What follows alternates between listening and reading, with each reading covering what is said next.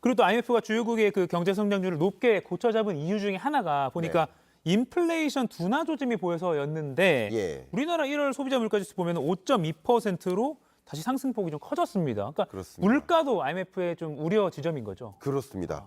세계적으로 이 IMF 경제전망 보고서에 이 부제가 하나 있는데 그 부제가 시작하는 말이 뭐냐면 인플레이션 피킹. 그러니까 인플레이션이 정점을 찍고 이제 내려오는 모습이다.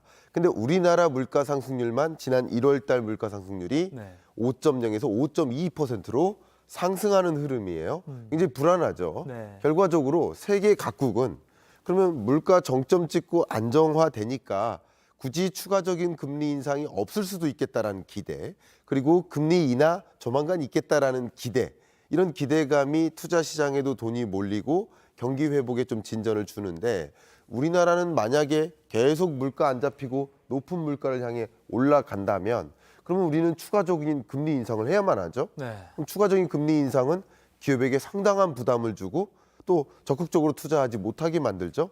경제가 악순환하는 겁니다.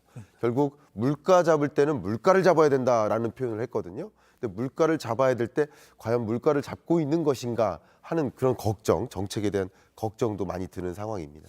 게다가요, 지금 공공요금 때문에 걱정이 많은데 지난주에도 교수님이 공공요금 인상이 전체적인 우리나라 물가를 올릴 수 있다라고 맞습니다. 했는데 뭐 그런 얘기가 결국 현실이 좀 된다고 보겠네요. 네, 다소 현실된 게 아닌가 이런 생각을 해봅니다. 물론 이 물가를 결정짓는 여러 가지 변수들이 있는데 그런데 하물며 이 공공요금은요, 전기요금, 가스요금, 대중교통요금, 이미 택시비, 서울시 택시비 지난주 올렸죠. 그러니까 이런 전반적인 공공요금이 오르면 나머지 모든 가격에도 영향을 미치고요. 심지어는 인건비에도 영향을 미치는 겁니다. 그러니까 그런 식으로 물가 잡는 과정에서 공공요금 인상이 계속 야기되다 보니까 다소 엇박자에 해당되는 이런 일이 벌어지는 게 아닐까 생각이 되고요. 그 지배적인 엇박자 중에 하나는 통화정책과 재정정책의 엇박자입니다.